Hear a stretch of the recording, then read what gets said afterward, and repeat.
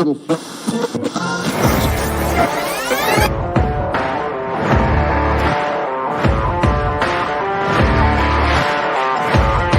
great, but being different for the sake of being different, I'm not a big fan of, right? If you just want to be different for the sake of technology, increased, I would hide behind it. And you start to hear some of their challenges, and yes, because it speaks to the core of who you are and what drives you forward. Because what makes you different is what drives you.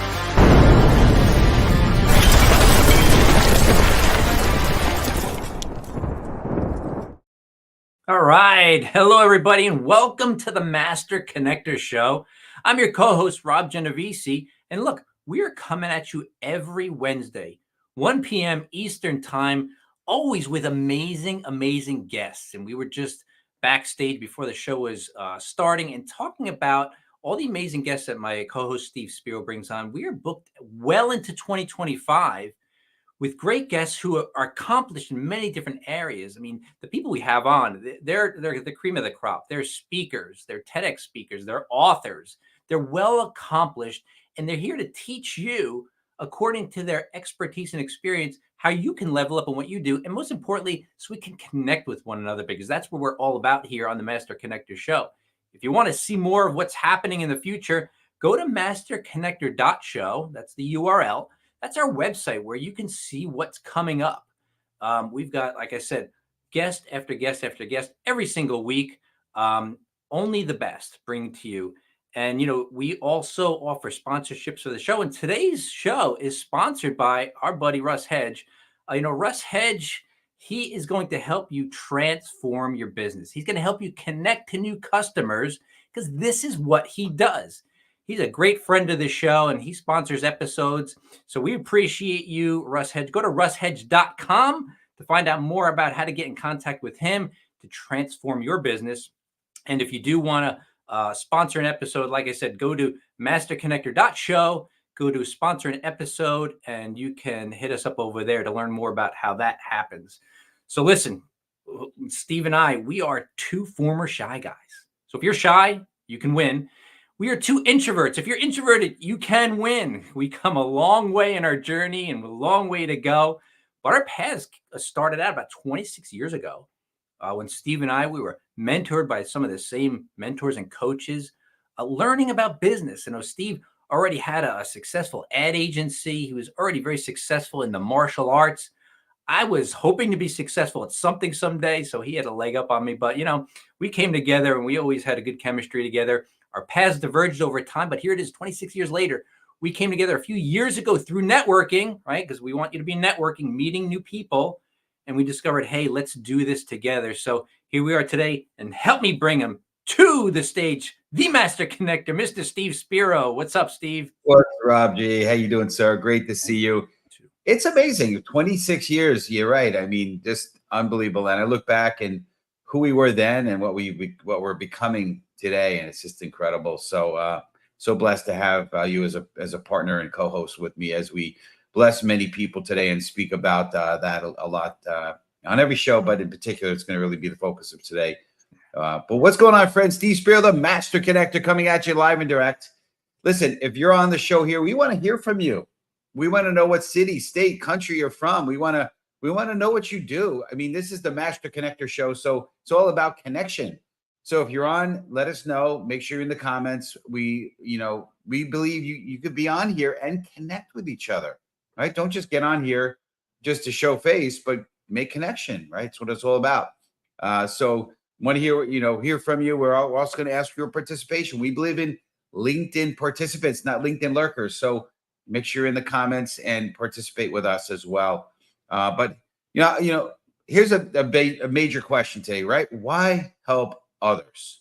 Well, personally, it's a question I love addressing when I speak on stage, because it strikes at the heart of what makes and what it really means to truly connect, right? Again, Master Connector Show, right? I'm the Master Connector, they say, right?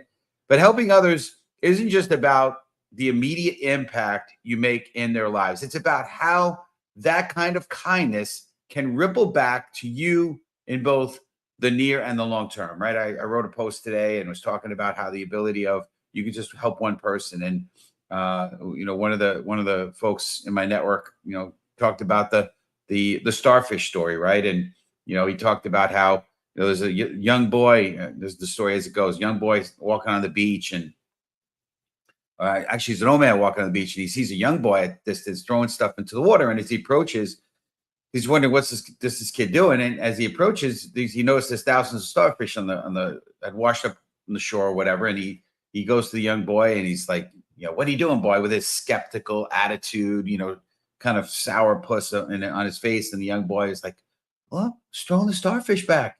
And he's like, well, what possible difference is 1,000 of these suckers, tens of thousands? What difference are you going to make? And the young boy in his innocence bends over, picks up a starfish, throws it back in the water. He said, I made a difference for that one. And, like what is one life worth, right? And if you could touch the life of one person, what's that ripple effect? So, people often face obstacles they can't clear on their own. And by stepping in to assist, you become a catalyst for their breakthrough. And, when you help someone overcome a challenge, you're building a bridge of trust and creating lasting connection. In doing so, you also planting seeds for future opportunities that may benefit you down the line. I don't know about benefiting down the line. It definitely has happened to me, but just by planting good seeds, you get a reward back. You get, you're so good, you're going to get back good. And, I believe you get it pressed down, shaken together, overflowing, in major abundance. One of the greatest rewards in life is knowing that your actions had lifted others, whether personally or professionally. And the truth is, people don't remember us for our titles or accolades. They remember us for how we help them. Being there for others isn't just our moral duty. It's a long-term strategy for building meaningful relationships. Ultimately, the legacy we leave behind is defined by the ways we impacted others and helped others, on their journey. So if you're ready for me for my man, Mr. Rob G, to introduce our incredible guest, type in the comments, #let's go, and I'll turn it over. All right. Thanks, Steve. Boy, that story gave me chills. I've heard that story before, but when you just said it, Steve, it just gave me chills. It's wonderful. So listen, let's jump right to it, everybody. I hope you're tuning in. I hope you got your ears on. Put away your distractions because listen, Rich Salon is a human resources leader and career transition coach. His expertise and understanding of career transition comes from helping people with their careers, overlapping with his contributions in the HR world for over 25 years. Rich was named Hero of the Economy by CNN.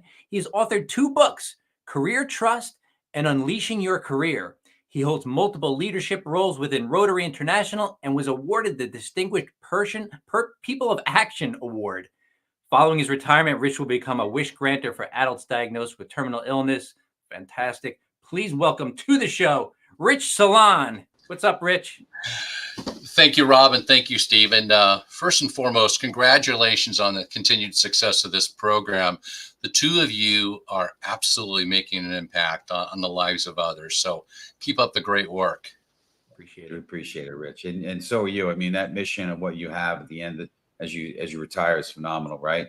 It's incredible. So it's all about helping others, and that's what we're going to talk about today. And so I want to jump right in here, Rich, with the first question. And so, community, type in #helping because we're participants here, so we want you in there. So the question, Rich, is why is helping others such a powerful way to create lasting connection? Yeah, one of the chapters in my first book I titled "Titles Are for Tombstones," because we don't think about death every day. However, what we put on our tombstone will be our title, what we did.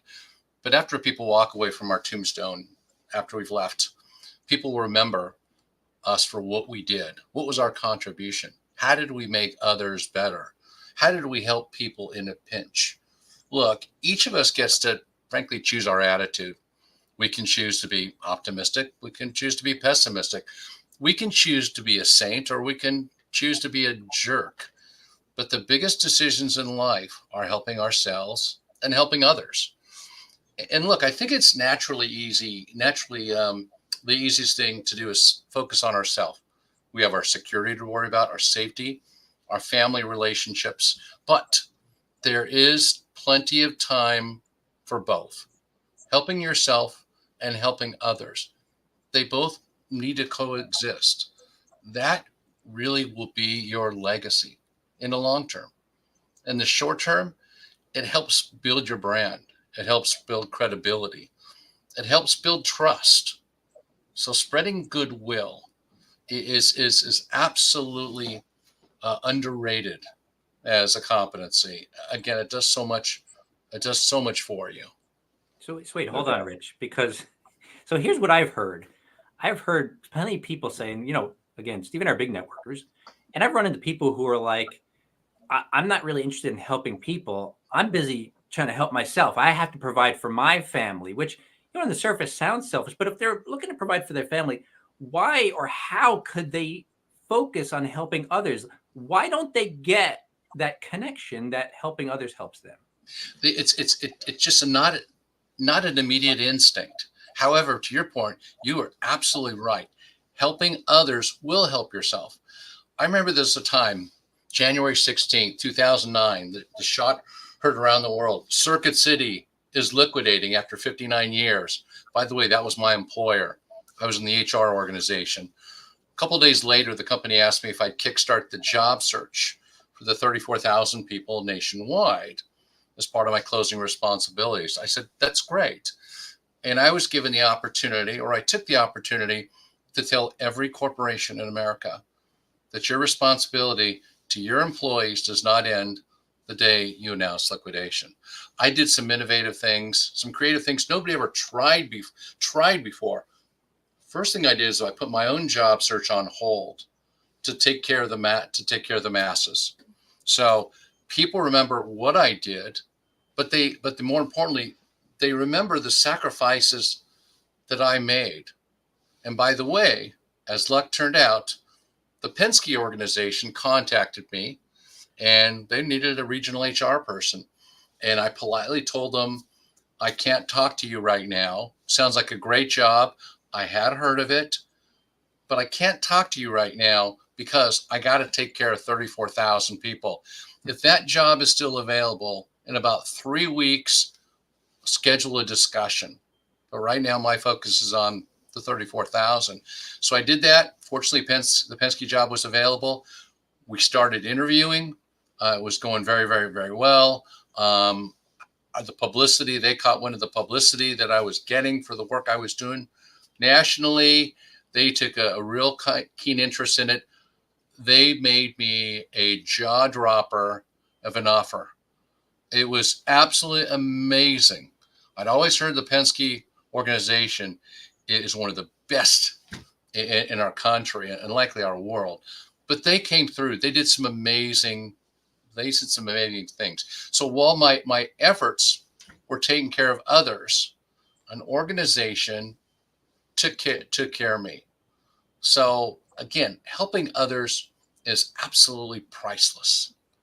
No doubt. Yeah, I heard it said, when you do pass, and you said a lot of amazing things, but the one that struck is the kind of your legacy, right? And when you pass, two things when they do make your tombstone, what's in that dash, right? When you were born, when you passed, what's that dash, and what did you do during that dash? And then also the other piece of it that I think about a lot is, we don't have kids, but what are you passing on? Are you passing on things or money, or are you passing on, your legacy and what you did and how did you impact people and the lasting impressions that you've had on people? To me, that's true legacy. And that's all about helping other people. But before we get further here, I want to just acknowledge I had to go onto my device because we get notified who's on here with us. So John Braden, I want to shout out. John is on with us here. And of course, Yolanda Chin. I'm seeing zeros, like nobody participating, but I'm like, how's that possible, right? Yolanda's on here. She says, let's go. And John's let's go as well. And it's great having you guys on here. I just wanted to take a minute to shout you guys out because we appreciate you guys being on here. And I know there's a bunch of others. Listen, if you're not in the comments, we don't know you're on here with us. You might be watching, but we don't know. So get in there and participate with us. But anyway, good stuff. All right. Well, let's keep it rolling here. I want to talk about, challenges or obstacles, right? We all go through stuff, right? We all have, I heard that, the word success, right? Rob talked about winning, right? Success. The first 3 letters of success is suck. You got to go through the suck before you get to success, right? So we want to talk about obstacles. So community, type in hashtag obstacles. But here's the question, right? How can helping someone clear their obstacles also open doors for your own growth, for our own growth? Absolutely. So I was at the Home Depot, and my boss asked if somebody would be willing to overhaul the compensation program for the company's distribution center employees. And my hand went up immediately. It was a great challenge. I believe we needed to overhaul it. And the proposal that me and my comp analyst buddy had come up with was very, very different from anything the company had ever seen. And a lot of people told me that I was crazy. A lot of people told me I was putting my career on the line for proposing it. And so I socialized it to key individuals and helped them understand why I think this would help the organization, short term and long term. Again, I had critics as well. But when we finished the plan and proposed it to the regional directors, okay, they climbed on board. And then their boss, the vice president of distribution services, he gave the green light. We had to work it up the chain, including Carol Tomei, our CFO at the time, who was awesome, Dennis Donovan, head of HR, and Bob Nardelli, the CEO, chairman, and president, had to sign off on this proposal. The cost was an additional $500,000 that was not budgeted, and it was a very unique time in the company. And again, I had people saying, "Don't do it, don't do it. You're putting your career on the line." But I went for it, and we got it approved up the line. And I kept in touch with Home Depot people over the many years, and people said, "We remember you for a lot of things, Rich. You did a lot of great work, but getting that compensation plan over the finish line, rolling it out, it has been an absolute game changer." So I appreciated the compliments, but for what it did for me as a person, reaffirmed I need to continue to stick my neck out when it's the right thing, when it impacts others. In that case, making the job of the distribution center managers, assistant managers, and all the employees by giving them a more competitive compensation package, it made sense. So I literally helped thousands of people by sticking my neck out. There was a risk involved, but sometimes you gotta go for it. Look, a lot of people wouldn't stick their neck out, right? Because they feel like if they stick it out, it's going to get chopped off. And so there's a fear there, right? But I think at a very basic level, all of us can offer value to other people. And we do live in this value economy where people don't buy until they feel like they've gotten enough value where it makes sense to buy. And so one thing that I learned while networking, Rich, was, to expand on what you're talking about, when I was networking and I was unknown in the branding industry, I was not known as a brander yet. People didn't know who I was. But every time I got on a call with somebody, on a Zoom call, my whole goal was not to sell them. It was to get to know them and what they do. But I always left them with a lot of value, branding wise. Here's how I can help. Here's what I see. And I would give them something. You know what it did? My name got passed around. People would go, and I wasn't in the room. People would be in these networking rooms, and they'd go, "Hey, have you met Rob Genovesi yet? Yeah, you need to go have a face-to-face with him." So my name was getting passed around without me having to go, "Hey, would you meet with me? Hey, would you meet with me?" Which I had been through years before with no success. And when I got out with people, they were so eager to meet with me, and they had no idea who I was or what I did. But my reputation preceded me as a person who gave value, and I got business that way, and it was almost effortless. Absolutely. With the Home Depot, we were a large company, 350,000 team members. I was one of the regional HR managers, and that role that I played in getting the comp program across the finish line, it's just people now knew who I was. And then Circuit City, the explanation I used earlier about helping the 34,000 people. It's very, very sad. Circuit City went out 59 and a half years in business. But look, we didn't go out with a whimper. We went out with a bang, because the way we took care of our 34,000 team members after the liquidation announcement was something no other organization had ever done before. So it did create a bit of a bright spot, even though it was still a mind blower to know that Circuit City was out of business. So we left a good legacy. Yeah. Well, that's I mean, that's it. It's all about legacy. And I want to kind of touch on that a little bit. I know we chatted a little bit about legacy before, but your perspective, why do you think helping others is often the biggest legacy someone can leave behind? Yeah, it's a great question. You remember people for many years. I've worked with people when I was in my 20s and 30s, and I still remember things about them. And when I run into people, some people, I did something for them that 25 years ago. One time we had one of my managers, his son was accidentally shot and paralyzed from the waist down. His son was 16 years old. And I called in a favor. And this is literally about 25 years ago. And the favor I called in was to our NASCAR driver, Tony Stewart. And Tony gets about 200 requests a day for a phone call. And I say, this is a very, very unique situation. I know Tony's busy. Tony found time to call our manager and his son in the hospital a couple of days after the incident to cheer up he and his son. And this gentleman, our manager, stays in touch with me. And the first thing he does is remind me what a gracious effort that was. And it helped him and his son pull through. Again, what do you want to be remembered for? Look, for me, I'm proud that I've written 2 books and I've helped great companies, move the needle, and I've been able to move the mountains. And through the Rotary organization, we're doing some phenomenal work. I don't mind saying, but my legacy will be helping people diagnosed with a terminal illness, adults, not children, because Make-A-Wish takes care of the kids. I'll take care of the adults. Everybody deserves a dying wish. Yeah, so great. Yeah, what I love about what you're talking about, it's a long-term perspective. And we live in a world today, and you guys, we all have. I mean, before I shaved the head, I had gray showing, so we all have some age on us. We have some skin in the game and in life, if you will.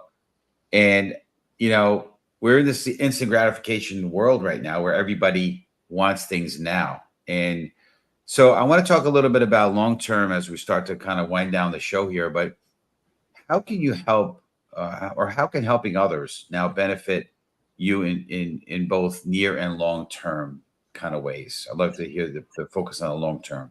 Sure. Each of us are going to need help with things along the way, and nothing seems easy these days. Things are more technologically savvy. We have AI. It's a very interesting and challenging world we live in. There's things that each of us are going to need in the future, and that might be 6 months, might be 6 years, it might be 16 years. But the answer is not going to be found on the internet. The answer is not going to be found in a book. The answer and the help is going to come from people who lived a similar experience, people who are big picture, objective thinkers. When I go to build my foundation to help to be a wish granter, the first thing I'm going to do is talk to several highly knowledgeable and objective people. And I'm going to give them, if you were me, this is what I'm trying to do. I can go at it several different ways, but what do you think I should do? And the people I'm going to ask will be people that I've helped along the way. And a lot of them will be fellow Rotarians, Rotary Club members, because I give the shirt off my back within Rotary, and I'll use Rotarians as a terrific resource. So I will need people to do what I want to do, to leave my life's legacy, and so will you. It is what it is. Love it.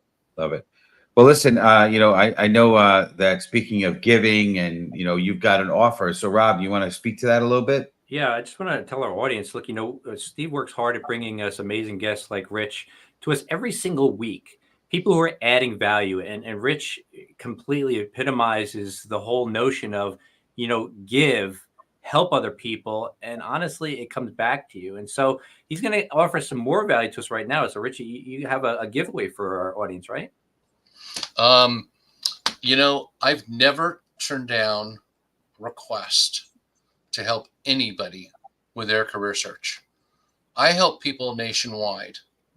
Call me. Everybody is at a different point in their careers. Some people are happy. Some people are less than fulfilled.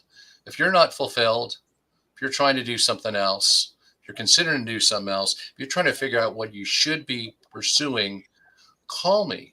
Again, my career purpose is to help people find the level of career fulfillment they want. And I hate to see talent not being fully utilized. You deserve to be doing what you want to be doing. You want to be doing things that make the most impact. Unfortunately, there's some forces that might be against you. I will help you. All you got to do is connect with me. LinkedIn is a great start. Don't be shy. And I've never charged a fee in helping people with their career search. What's besides LinkedIn? Do you have any other ways in which you'd like our community to reach out to you? You mentioned call me. Does that mean you want to give out a number? Sure, absolutely. 804-385-1309, and it's on my LinkedIn profile. And my long-term nickname is Rich the HR Guy. Got that also at the Home Depot. You can also find me at richthehrguy.com. I guarantee if you type in Rich the HR Guy in Google or LinkedIn, I'll pop up. And I'm here to help. That's just who I am. Well, listen, we really, really appreciate you being on here, and you've definitely brought some incredible value, and your heart is showing that heart to give and serve. And so that's all about what we're about here on the show. So thank you again. We're going to have you jump into the green room if you want to hang out for us a couple minutes afterwards, but we're going to wrap up the show here. But again, Rich, incredible. Thank you so much, sir. Appreciate it. And thanks to both of you. You guys are doing awesome work and hosting this show every week. Thanks, Rich. Appreciate you. Thank you. Rob, I'll pass it to you, sir. Yeah, amazing. It's really good stuff. And look, I didn't start out as wanting to give. I was trying to get for myself. So I've discovered that what Rich is saying is absolutely 100% true. Every time I've given, I've gotten from somewhere else. So you don't always give. You don't always get where you give. Sometimes you get from somewhere else you didn't expect. But anyway, listen, as we wind down here, I want to tell you, you're learning from experts here, and you're learning from people's adversities too. And, my co-host, my buddy, Steve Spiro, he wrote a book called The Tao of a Master Connector. Well, you're going to want to pick up this book because it says his wisdom in overcoming. By the way, Steve doesn't talk about this a lot, but he has said it publicly. He's dyslexic. The guy wrote a book, right? He's got dyslexia. We were both picked on as kids, a lot of overcoming stuff as introverts and shy guys, former shy guys. But pick up Steve's book, The Tao of a Master Connector. Find out the way an introvert became a master connector, because I know there's a lot of you out there that are like us and need to hear some of that wisdom to help you overcome. So I'm going to turn it back over to Steve. I appreciate that. Yeah, it's crazy. And thank you for pointing that out. I look at obstacles as an adversity that will give us other opportunity as well. You make great things out of it. My dyslexia, I didn't write the book, by the way. It was transcribed videos. So that was my workaround. I did a little bit of writing, but listen, it allows us to be creative. In my case, the dyslexia maybe helped me be creative to be able to figure out, okay, what's going to be the best way to overcome this. And I think it's been one of the biggest blessings for me, and my introversion, my dyslexia, all those things. So, but appreciate you big time. And so we're excited because next week will be episode 182. And it's going to be Wednesday, October 2nd, as we move into a new month, with an incredible guest, Roderick Jefferson, on the 2% mentality. So check it out. Same bat time, same bat channel. You don't want to miss it. And obviously, if you're interested, as Rob said in the beginning of the show, if you're interested in learning more about the episodes or learning how to be a sponsor like our friend Russ Hedges, which, by the way, I'm going to see Russ in a few weeks. He's coming to the city, and I get a chance to meet him in person for this, which is incredible for me because we've known each other for quite a while and virtually, but now we're going to meet each other personally. So it's going to be pretty incredible. But go to masterconnector.show to learn how to be a sponsor, as well as about future upcoming episodes. And Rob's right, we're booked out all the way till June of 2025. It's crazy. We just need to update the site, but we're getting there. So anyway, I want to close with a few things. I thought here, right? So during the 2010 Haiti earthquake, a young engineer named Fritz Pierre, I think, Luis, if I'm saying that right. My French friends here, don't write me letters. Don't hate me. I do the best I can. He helped build his community despite losing his home and nearly everything he owned. He created temporary shelters and used his skills to restore essential services, not for profit, but to help his fellow citizens rise from devastation. His selfless actions inspired others to join him, showing how one person's determination to help can create a ripple effect of hope and resilience in the face of overwhelming odds. Listen, folks, it's our turn to be that light, to be the inspiration to others, to help others, to stick our hand out and pull people up. Don't try to push them down. Let's pull people up. Let's be that light. And we'll see you next week. Love you guys. Appreciate you guys. And you start to hear some of their challenges. And yes, because it speaks to the core of who you are and what drives you forward. Because what makes you different is what drives